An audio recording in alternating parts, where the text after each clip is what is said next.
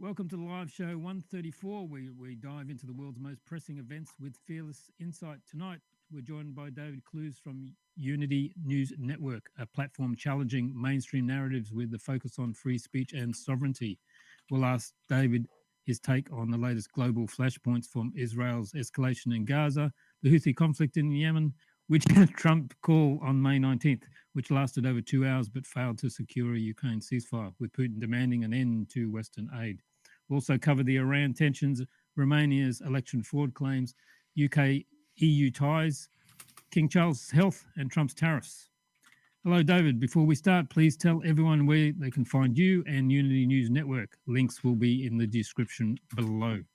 Hi, Dave. Well, first of all, thanks again for having me on the show. Always a pleasure. People can get us on Twitter at Unity Newsnet or on Telegram, t.me/Unity News Network. And yeah, Telegram and X are probably the best places to get us on. Okay. Folks, please share the video, hit the thumbs up and subscribe to our channels and Unity News Network. Let's get on with the show. So, Israel-Gaza conflict. How do you interpret Israel's recent escalation in Gaza with the reports of over 460 Palestinian deaths in a single week? And do you believe Netanyahu's strategy is about defeating Hamas or pursuing a broader agenda? I mean, it's just disgusting, really. I mean, the what they're doing to these people, it's just it's just pure barbarism. There's no need for it. I mean, Hamas now are a rump. I mean, they've got no real weaponry. They've maybe got some automatic rifles, etc. I mean, it's just pure evil now, what they're doing to these people. It's ethnic cleansing.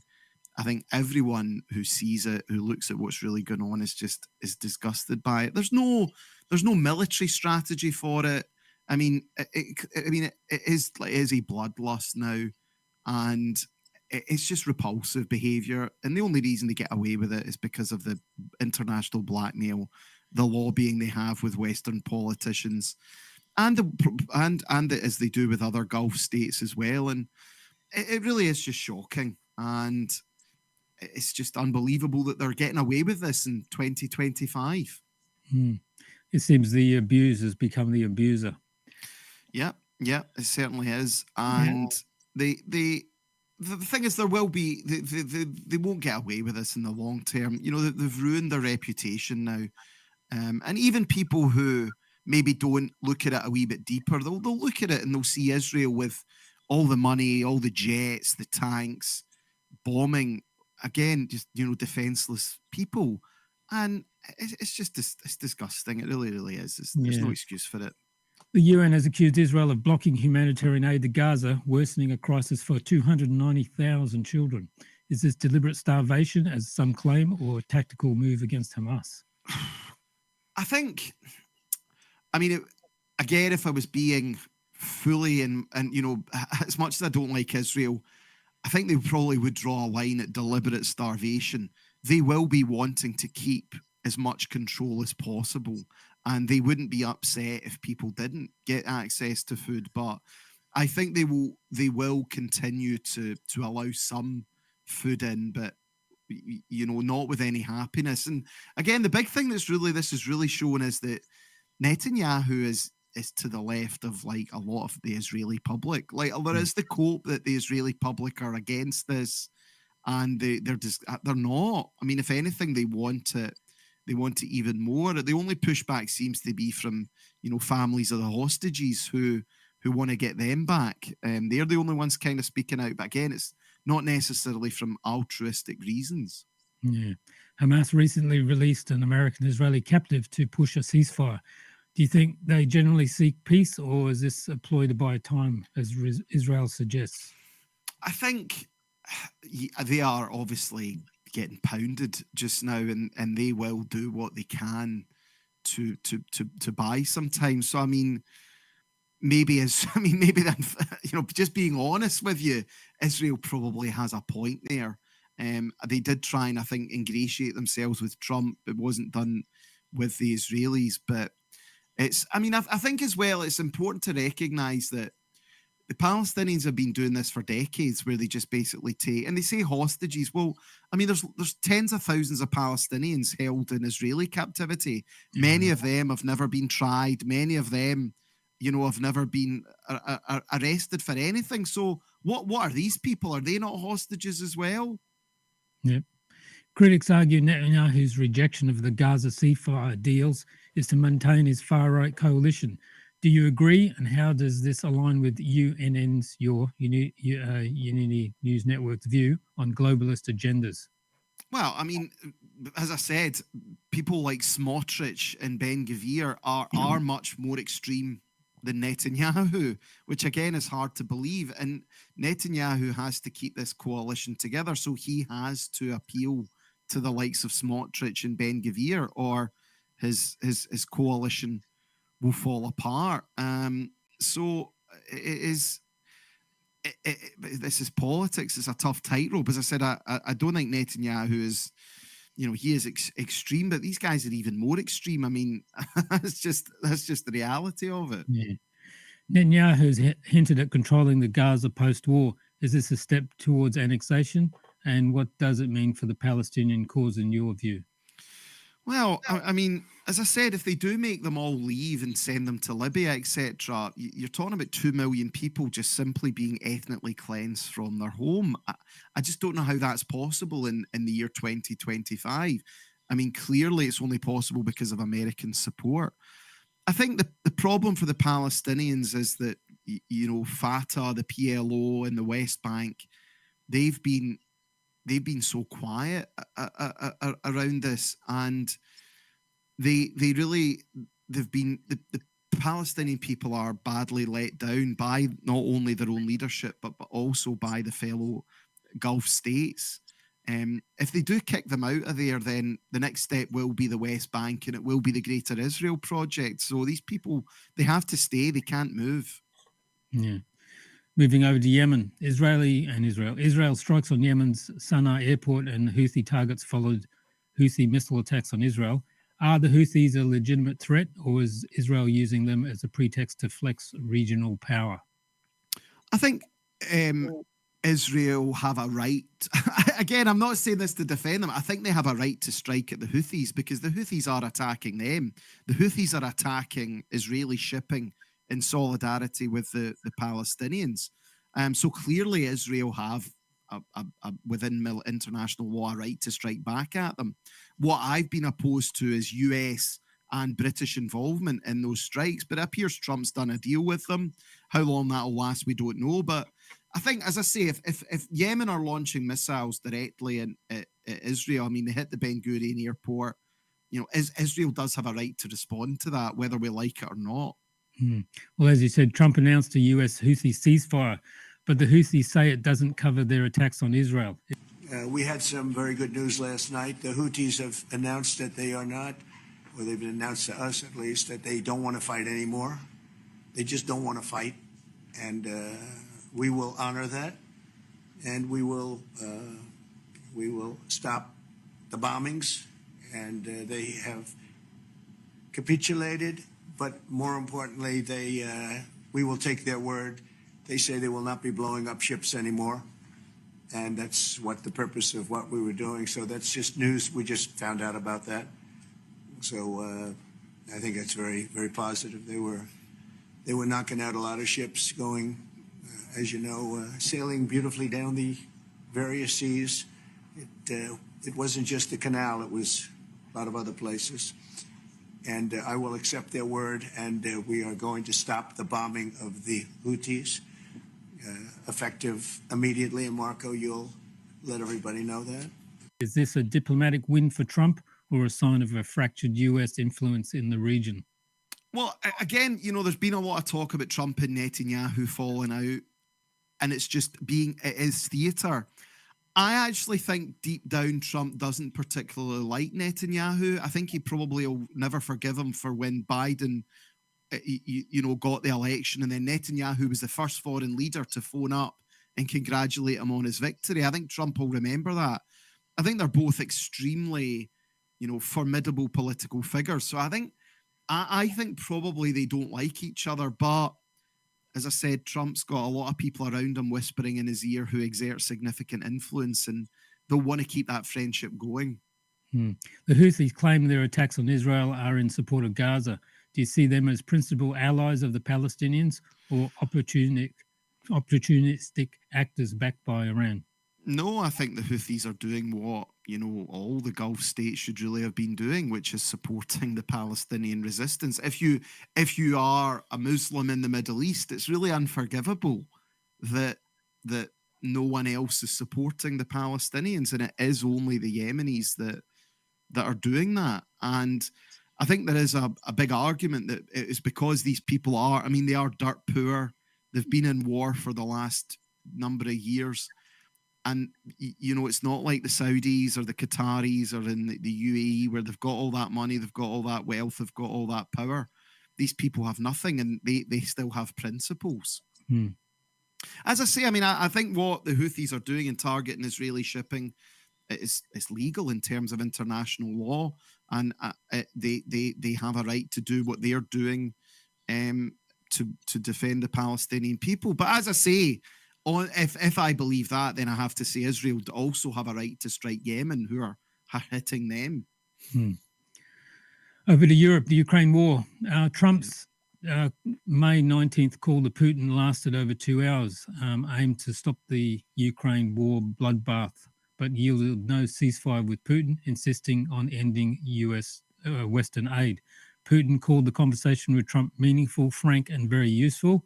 And Russia is in favour of stopping the fighting, but is necessary to develop the most effective path towards peace, Putin said. According to the Russian president, Trump expressed his position on ending hostilities in Ukraine during the conversation. Good evening. My dear colleagues asked me to speak about the recent results in detail.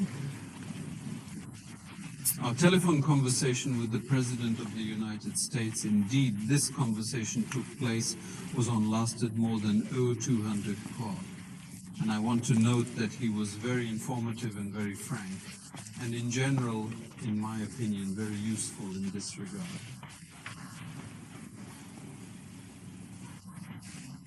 Initially, I expressed gratitude to the President of the United States for his steadfast support in reinstating direct discussions between Russia and Ukraine focused on a potential peace agreement.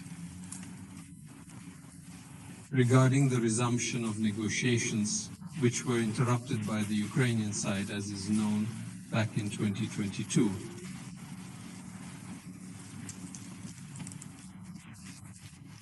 The President of the United States clearly articulated his stance on this key matter. The end to hostilities, a ceasefire was pursued, and he also remarked that Russia advocates for a peaceful resolution to the Ukrainian crisis. We must simply pinpoint the most effective strategies for progressing toward peace, as agreed upon with the President of the United States in our dialogue, that Russia will put forth and is ready to collaborate with the Ukrainian side on drafting a memorandum regarding a potential future peace treaty, outlining several critical positions, including settlement principles and timeline considerations for a potential peace agreement. Moreover, potentially implementing a ceasefire for an explicit period contingent upon reaching suitable agreements amongst the involved parties. Furthermore, connections among participants,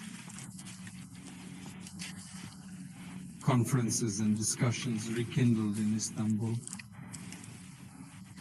This indicates that overall we are making steadfast progress.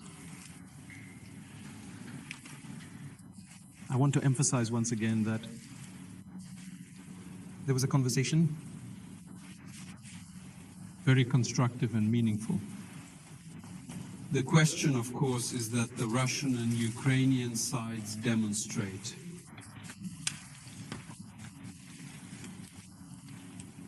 maximum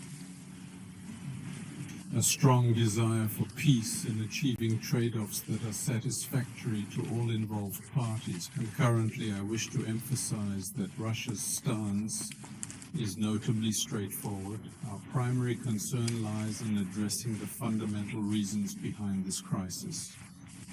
Should you require additional insight, the press secretary Peskov and Assistant Mr. Ushakov will explain. Momentarily, further specifics about today's phone discussions with President Trump will be disclosed shortly. Thank you very much.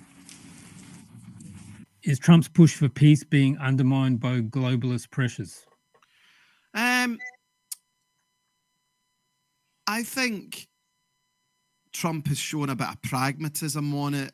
But again, I think a lot of it is theatre for the US public who are just totally sick of the war in Ukraine. I mean, I'm completely sick of it as well. It's been going on for 3 and a bit years now. All these dead people, Russians, Ukrainians, you know, our fellow Europeans. It's just a totally unnecessary war. And as I say, I do hold some criticism for Putin as well because, you know, he should really have ended this war a lot sooner, in my opinion. And a lot of people say that in Russian circles, that they have been too generous, they have been too nice during this conflict, despite what Western propaganda tells you. They have tried to fight this fairly. They've tried to minimize civilian casualties. They've tried to minimize casualties on all sides. And it's actually just resulted in this stalemate where it's just small advances being made. I mean, I've said all along the way this war should have ended was, look, these people don't want to be part of Ukraine anymore. They want to be part of Russia. Right, we'll redraw the border. This side's demilitarized. The rest of Ukraine doesn't join NATO. It's really not a big deal. It is, as you say, these globalist powers, a lot of them have a historical enmity for Russia. There's a current enmity for Russia. They don't like the Christian values, etc. They hate it.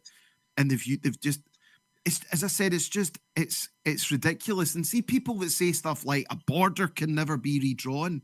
That's just garbage. Borders are redrawn all the time because all that is a line on a bit of paper. A people is what matters. And these people in the East have voted consistently. They don't see themselves as Ukrainian. They see themselves as Russian. Well, the Western NATO did that in Yugoslavia, didn't they? They broke that up, or Moldova and Romania and all that as well. So it can be done there. It can be done in Ukraine. Yep. And that's what it's all about. And they're happy to change the lines when it suits them. Yeah. But you know, that's right. Nobody ever said, well, Yugoslavia is a state that can never be broken apart. Well, look at it now. Ukraine and Russia agreed to a prisoner of war swap, 1,000 on each side after direct talks. Do you see this as a step towards de-escalation, or as they say, is President Putin just stalling, like Macron claims? I'm not sure. I'm really not sure. As I said, it's still an SMO. Russia's never actually declared war on Ukraine. I mean, that's the thing, is they talk about it as if it's a war.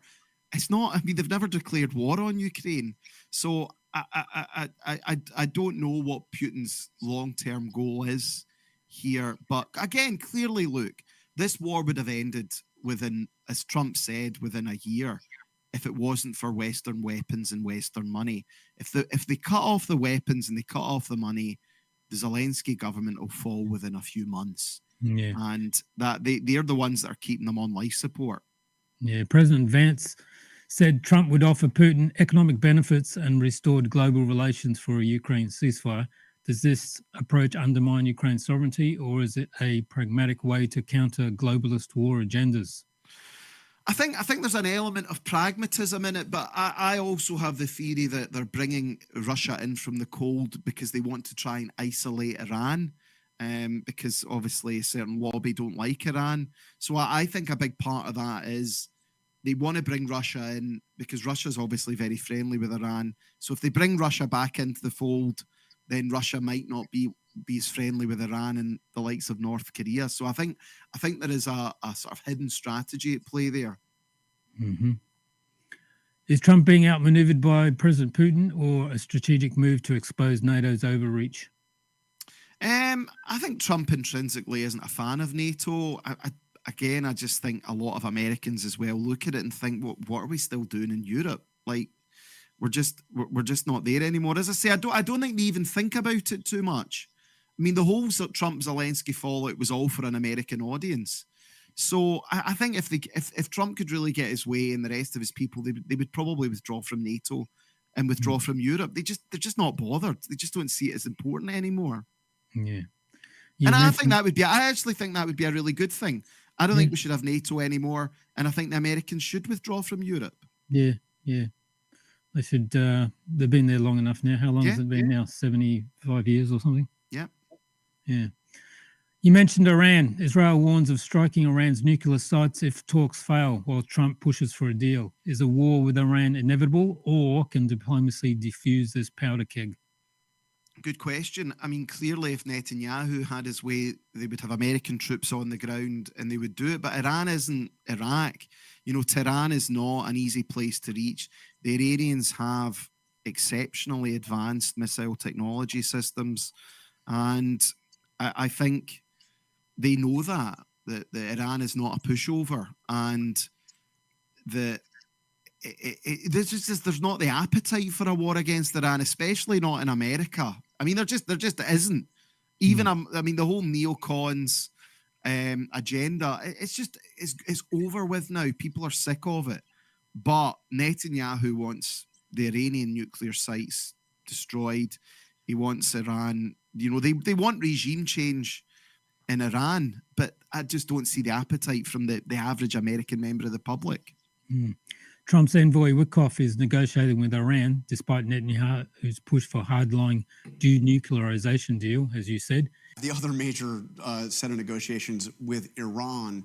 Can you give us a sense of what is the outline of the deal that President Trump wants to get with Iran? Well, the president has been very clear. He wants to solve this conflict diplomatically and with dialogue. And he's given all the signals. He's directly sent letters to the supreme leader. I have been dispatched to deliver that message as well, and I've delivered it. But on the other hand, we have one very, very clear red line, and that is enrichment. We cannot allow even 1% of an enrichment capability. We've delivered a proposal to the Iranians that we think addresses some of this without disrespecting them. And so that's important. We want to get to a solution here, and we think that we will be able to.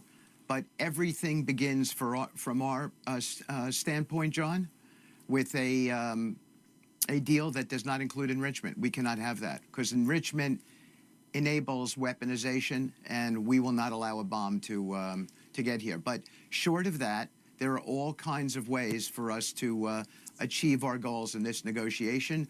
We think that we will be meeting sometime this week in Europe, and we hope that it will lead to some real positivity. And that's where we are, sir. Is Trump sidelining Israel to prioritize Gulf economic interests? Again, he's playing that balance. I have to say, I have been a wee bit happier with Trump that he's not totally in Netanyahu's back pocket. There has been mild pushback, clearly nowhere near enough. And again, it may just all be theatre, but I think again, just Trump's doesn't like the thought of a war. He likes to be the good guy that everybody loves. So I think there will continue to be pushback, and I don't think Netanyahu and his crowd are overly happy about it. Iran denies controlling the Houthi attacks, but faces accusations of fueling regional instability. Is Iran the mastermind behind the axis of resistance, or a scapegoat for US and Israeli failures? Clearly, people have a right to resist illegal occupations and and As aggression. as the US did against the UK. Exactly. I mean, look, I've never said the Ukrainians don't have a right to fight back against the Russians. Clearly, when Russia went in, the Ukrainians had a right to defend themselves. Everybody has a right to defend themselves. Iran providing weapons and material aid is exactly what Israel does. It's exactly what America does. It's just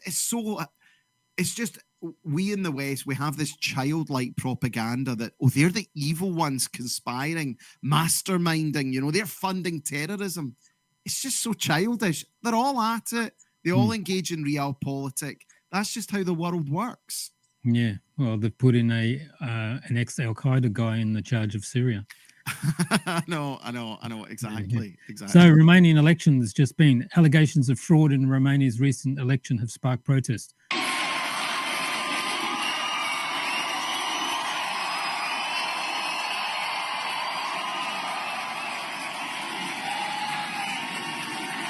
From UNN's perspective, yours, is this evidence of globalist interference in national sovereignty, and what's at stake? And have you seen the graph where the guy they didn't want to was winning, and then the guy that they wanted to win was underneath, and then all of a sudden in the last moment it shot up? I think that election was just totally rigged. You had Georgescu, who was the initial candidate, who was winning was going to win at the first round because he had a majority. They then stopped the counting. They banned him as a candidate. George Simeon then became the candidate, clearly well ahead, clearly going to win. And now we have to believe this liberal Bucharest, I think you don't know who was the mayor, has won. It's clearly been rigged. I don't think there's any doubt about it. And this is what they'll keep doing. Yeah, EU democracy at work. Speaking of UK rejoining the EU, reports suggest the UK is pursuing closer EU ties through trade and defence deals dubbed rejoining by the back door. Fantastic news, everyone. Slowly but surely, I'm sneaking Britain back into the European Union. I know there was all that Brexit kerfuffle. We had a referendum and people voted to leave the EU or whatever, but that's all in the past. Let's not start dragging up stale arguments about silly things like democracy and serving the will of the people. Yes, the nation voted for Brexit, but that was 10 long years ago. And even though Britain voted for Brexit 10 years ago, we never actually left the EU until 5 years ago. That we all want to be back in the European Union again. It's an anti-democratic, unaccountable socialist nonce club, and I can't wait to be back in the fold. Think of all that lovely red tape. Am I going to hold another referendum about it? Well, I'm afraid there isn't any time. I'm already busy making deals, giving away rights to fish in British waters, and all sorts of other lovely concessions that you'll find out about in due course. Am I acting in the interests of the British people? Of course not. Why would I help out those chavvy racist scumbags? Once again, the European Union will be back making decisions for this country about how we all live our lives. What a fantastic achievement for this Labour government. Is this a betrayal of Brexit or a pragmatic move in a turbulent world? I think Brexit was betrayed as soon as it happened back in 2016. Again, I'm going to be quite pragmatic here. I look at what Starmer's done today, and I'm not that aghast by it. Like, Europe's still, the closest and biggest trading partner that we have. There has to be good relations with the rest of the European Union. I don't think we should rejoin the EU. I hate the EU as an institution. I hope it collapses. But that doesn't mean that we can't have good relations with our fellow European countries. And I think if you were to speak to most people, they would probably agree with that. And they won't be that upset today about Starmer. I mean, yeah, look, the fishermen have been handed a bad deal. But again, they're bringing in e-gates as well for people at passport control. I think the vast majority of the public will be like, look, this isn't that bad. And I think a lot of the anger around it from maybe more Brexits. I mean, again, I just feel Brexit was such a long time ago. it's not really that big on our. Like, we were just betrayed over that. The It was Brexit never really implemented. Yeah, it wasn't. It wasn't. And I think, as much as I dislike Starmer, I really don't see today as like that extreme a sellout, like some people are marketing it as. Okay, closer to your home, King Charles' health speculation about his health continues to swirl. Do you think the monarch is hiding something, or could this impact the UK's stability amid global crisis? Well, I mean, Charles has had cancer for what, over a year now? Kate Middleton supposedly. I mean, I just don't believe it, to be honest with you. I don't believe any of it. I don't think he's overly well just now, Charles. I mean, again, it's just one of these ones where, like, nobody has any buy-in to Charles. At least with the Queen, you know, she was there for decades, 5 decades, longer than that, actually, you know, 6, 7 decades nearly. Everyone knew her. She was, whereas with Charles, there's just no love there. There's no buy-in. It's just, there's just nothing. There's a nothingness about him. Trump's tariffs. Trump's proposed tariffs are forecasted to slow the UK growth to 1.1% per IMF. Are these tariffs a bold move to protect US interests or economic vandalism, as critics claim? Good question. With the tariffs, I think the problem that Trump has is you're not going to bring manufacturing back to America because it takes decades to build factories, train workers, and do all these things. And you've had decades of betrayal of the American worker. It started with NAFTA in the 90s, where they outsourced all their manufacturing to Mexico and Latin America. And then it accelerated under Bush. It all went over to China. So, I mean, I'm not against tariffs. I think tariffs are fine if you want to ensure. If you already have say you've already got a thriving, I don't know, wine sector in your own country, yet you're being undercut by other countries. I don't think there's anything wrong with slapping a tariff on them to make sure you preserve your own industries. But America just doesn't have these industries anymore. And I don't see how he's going to do it. I think he's just playing hardball. He'll probably just, they'll settle at like maybe 10% or something like that. I think all the overreaction to it is just pure hysteria. And it's a bit of a nothing burger. Trump's recent Gulf visit focused on trade but avoided Israel, raising questions about his priorities. Is he distancing himself from Israel's wars to stabilize the Middle East for business? Well, we were kind of talking about that. I think he intrinsically doesn't like war. I don't think anybody really does. And he would rather be cutting deals and getting jets from the Qataris. He is quite a vain person, Trump. You know, he loves stuff like that. He loves to think he's the good guy. And yeah, I mean, they were kind of isolated, but it all depends on what happens over the next few weeks and months. But again, they don't ever, I mean, they might voice some concern about Israel, but do they ever actually stop them? Do they ever threaten to cut the aid? Do they ever threaten to cut the weapons? It's the same with Ukraine as well. I mean, the aid's still flowing in and the weapons are still flowing in. So for all the talk, the actions are still in favour of these wars. Yeah. Unity News Network often challenges mainstream media. Which of these conflicts, Gaza, Ukraine, or Iran, do you think is the most distorted by the globalist propaganda, and how? I'd say the Ukraine one, because there is, I think for the left, Gaza is a cause célèbre. You know, they clearly, I mean, what they've done that's very disingenuous is they try and say that Israel is a white supremacist state, which, you know, it clearly is not. And that's where it's kind of easy for them to portray that. Whereas over in Britain, they're unanimously against the Russian involvement in Ukraine. So the propaganda is the worst easily over Ukraine. And I think they've shown the horrific things that have happened in Gaza, but I think they're doing it from the wrong angle. I don't agree with their analysis of it. Even if I actually put out a quote the other day, we're only doing what we do because we know what we know. You know, this is the thing. You have to recognize, no matter what you're talking about, 99% of people out there, they just won't have a clue. And you have to try and give a message that can appeal to people and still be able to relate to most people out there. It's a tough one. It really is. It is. The best quote I ever heard was, the only reason the rats eat the rat poison is because it tastes good to them. Yeah. And, you know, we in the West, or we in where we are, I know you're not in the West, but people aren't that unhappy about the way things are, or they're not fully awake to it. So, you know, responsibility and accountability lies with those of us that are going along with the agenda. That's why I've been, I don't know if you've seen what we've done, Dave, but we've had a bit of a change of strategy over here at UNN with what we're planning in the next few years. Oh, what are you doing?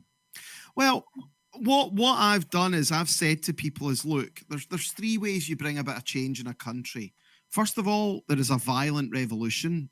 I'm not advocating for that, because it wouldn't work. Nobody would do it. Nobody knows how to do anything that way. The second one is mass strikes, protests. No one wants to do that either. Therefore, the only solution is at the ballot box. And whether people like it or not, we need to get involved in politics. And I've said to people that, again, he's so not perfect, but Nigel Farage is shaking things up in Britain. It's a big likelihood that he'll be the next Prime Minister. So I and a few of my friends, we've got together and we're encouraging people to join the Reform Party, get involved with it, and try and get in about it, because that's the only place we're going to be able to do something is at the ballot box. Yeah, that's true. And one good thing about Britain is people here at least are wanting to break the two-party system. If you look at the results in Germany, the results in Canada and in Australia, you know, people voted for more of the same. They voted for Mark Carney. They voted for Albanese in Australia. He won. Albanese won, didn't he, in Australia? Yeah. So people voted for him. Yep. They're voting for like Infinity Indians to come into their country. Whereas at least in Britain, people are saying, look, we can't go on like this. It's a disaster. Yeah, maybe because the UK is a bit further along in the disaster process. Yeah. I think your country, the UK is falling apart, right? Whereas Australia isn't falling apart, or is Canada. They're still going along okay and all that sort of thing. So people are happy, obviously, with what's going on. Whereas the UK services are failing, you know, all sorts of things. The big thing I've identified, Dave, is, and I know people find it a bit insulting, but it is like, see the boomer generation. These people are sitting on unparalleled wealth. You know, some of them have houses worth millions. They've got huge pensions. They've maybe got a house in Marbella. You know, life's good. This is the thing I think a lot of people fail to realise. For the ruling 10% of this country, even say 20%, life's great. You know, there's loads of money. You've not got a mortgage. You can go on holiday. And the attitude, unfortunately, as well, you know, I won't be around to see the problems. And people just need to realise that there's a lot of people making a hell of a lot of money, having great lives. They don't want to rock the boat. They want their house prices to keep going up, and they want the cheap immigrant labour. Yep. As you say, the structural problems that we have in Western Europe, and especially the UK. It's so endemic. It's so deep. Even at the weekend in Scotland, down at the beach, there was a 16-year-old boy stabbed to death. I don't think it was migrants. I think it was just like young kids. That's a 17-year-old's been arrested for it. 16-year-old dead, 17-year-old taking knives to a beach on a nice sunny day. There's something going wrong somewhere. Yeah, the problem is people get desensitized now to the stories, and you just hear them and you see them. Whereas, you know, in somewhere like Belarus, these stories people would be aghast to hear it. Whereas in the UK, you hear about the stabbings and the killings, you just kind of become immune to them. People can't understand. Like under Boris Johnson, they imported 4 million people. 4 million people. And how many hundreds of thousands of white Britons left? It's completely insane, you know. And if you're going to have immigration into a country, you've got to keep it either low, right, which is 5-10% max, or you do what they do in the Middle East, where you say, right, fine, you can come here, but you don't get to vote. You don't have any rights. If you mess around, we're going to kick you out. and we're in charge. Even though it's just, whereas in Britain it's come here, you can use the NHS, you get all the benefits you want, we'll put you up in a hotel, and we'll treat our own citizens like second-class citizens. But although, did you catch any of what Starmer said last week? Did you see any of that, Dave, about the about turn by Keir Starmer? No, about immigration. Yeah. I mean, they've got to. They know the game's up, and that's the thing is, the BBC and a couple of others were getting in touch with me over this new tactic we're doing, and all I said was, well, look, I said the Prime Minister and senior politicians are now very near our talking points. I said, so we can no longer be considered far right. If they're recognizing that, then we're not far right. So deal with that. So that's a wrap for show 134. David Clews, thank you for joining us and sharing Unity News Network's bold take on everything from Israel's Gaza crisis to Trump-Putin call and beyond. Your insights into these global events have given us plenty to think about. To our viewers, keep following David and UNN. Links are in the description below. Don't forget to like, share, and subscribe to our channels and Unity News Networks to stay in the loop. Huge thank you to you, David, for an incredible discussion, and our amazing audience for your support. Stay engaged, keep questioning, and we'll be back with more soon. And we'll see you next time for more Unfiltered Truth. Good night.